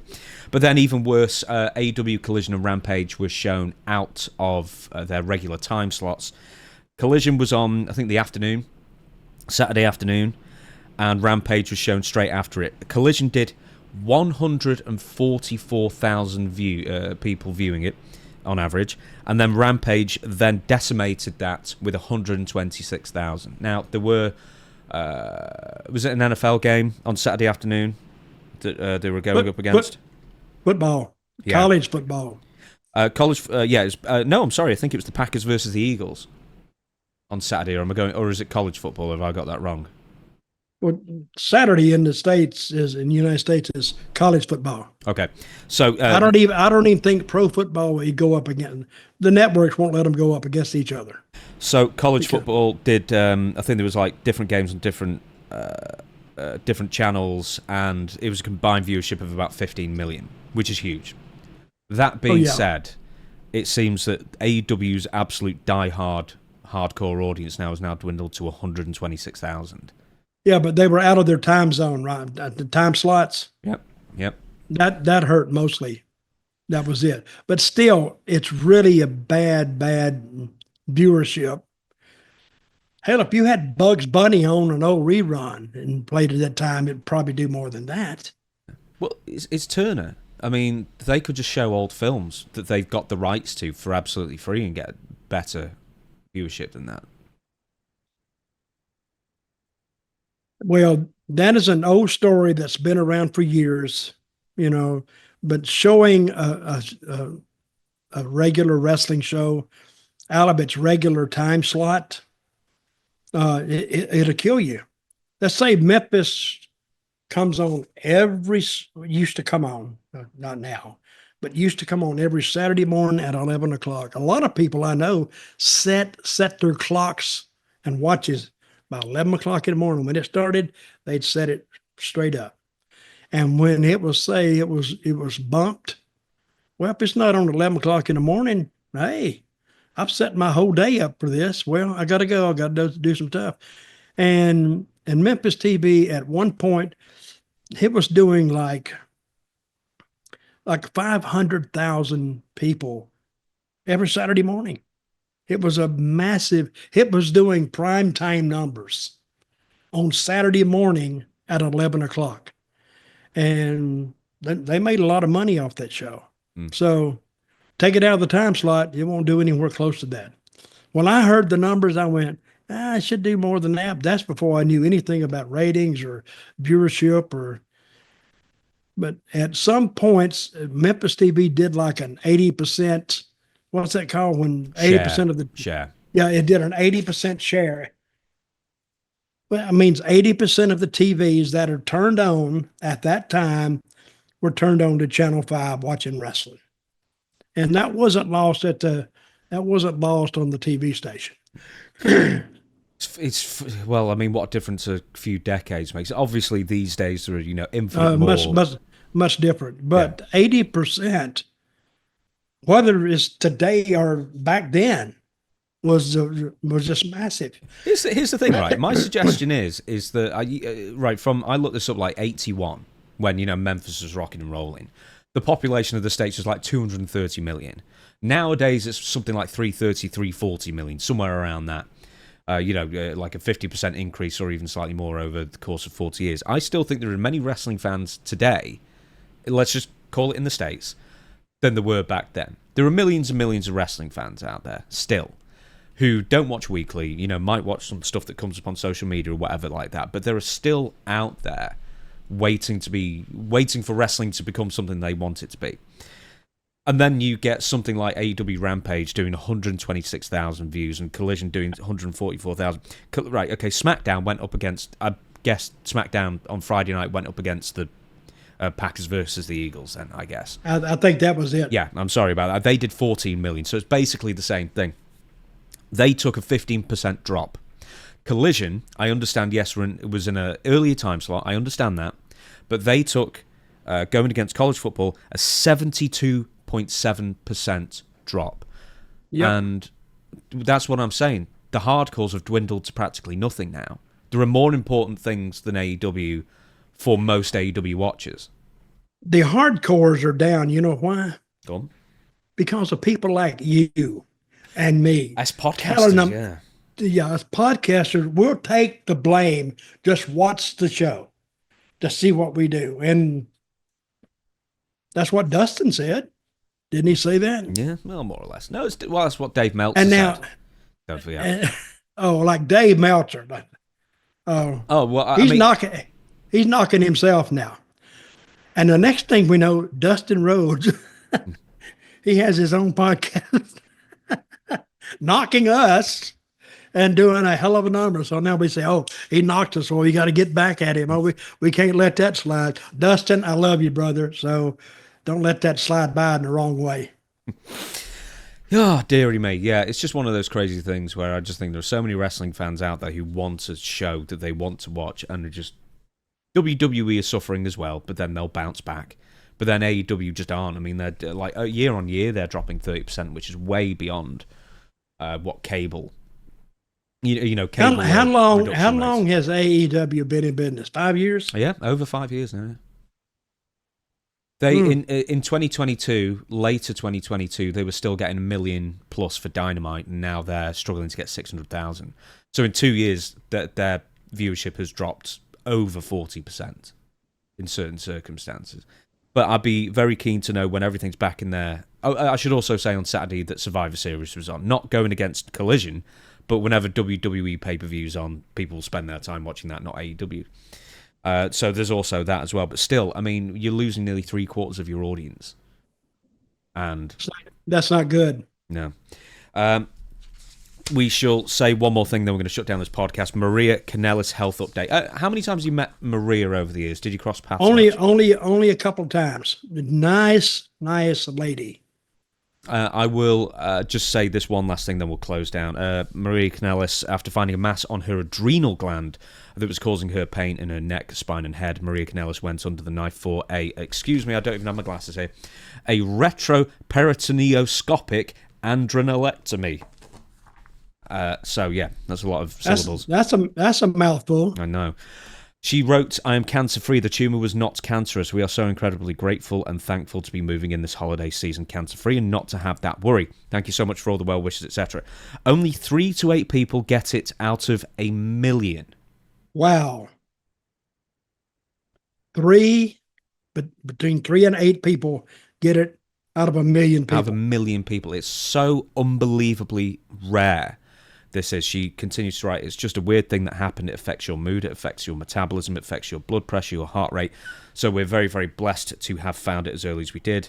It's absolutely great news, of course, but it reminds me of a story of, I think it's like Eric Carr, like one of the old drummers in Kiss, ended up getting heart cancer. Heart cancer? Yeah, it affects like 1 or 2 people a year in the world. I never heard of heart cancer before. Yeah. It's like one of those weird cancers that's so unbelievably rare that you just never hear of them until like a story like this. Well, my advice to Maria, you're a blessed woman. So take this, go forward, help everybody you can, be nice to everybody, and hope you have a long, nice, enjoyable life. Nice woman, you say? Very nice. Yeah. Where'd you meet her? Nice. In wrestling or like in conventions? Oh, when I was with TNA, she was there. I met her there. I forgot what she was doing. Hell, I don't even know what I was doing.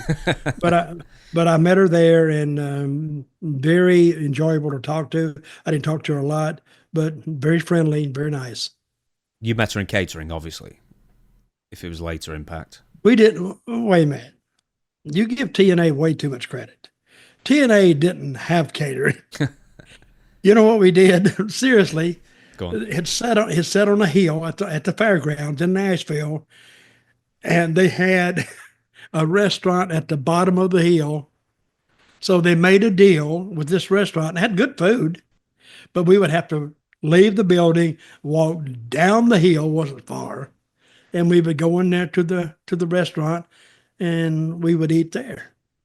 So that was our catering. Of course, we couldn't sit in there after we ate because they'd run us out. Because you had other people coming in trying to eat, and we'd take up room. So they would run us out. But for an hour, we could go in there for an hour or 90 minutes, and then time for us to clear out. But that was TNA's catering back in the old days. On that basis, with the TNA catering story, we're going to shut down this show. Thank you, everybody, for watching. We will catch you again on Tuesday for Ask Dutch Anything. The email to submit your questions for that is, of course, what the hell is it? questionsfordutch@gmail.com. I've only got 2 emails to remember, for goodness sake. The other one is Dirty Dutch Mantell with 2 L's at gmail.com if you want your signed merchandise from the Dirty Dutchman himself. For God's sake, don't expect it in time for Christmas, though, but he will get it out to you eventually. And there's also Facebook, WSI, etc., and I think that's pretty much all the plugs. We'll catch you again on Tuesday. Anything to add, Dutch? No, nothing to add. There's some people waiting on some merchandise. I'm getting out to you as quick as I can, and I'm notoriously late, especially since I've had a little bit of some health problems this year. But I'm gonna get it to you as soon as I can. And if you haven't gotten it, just send me an email, remind me, because I will get it to you. I promise. Scout's honor. And you ready to wrap this thing up, Mr. Absolutely. James? Dib, dib, dib, dob, dob, dob. We the people. See you on Tuesday. We the people.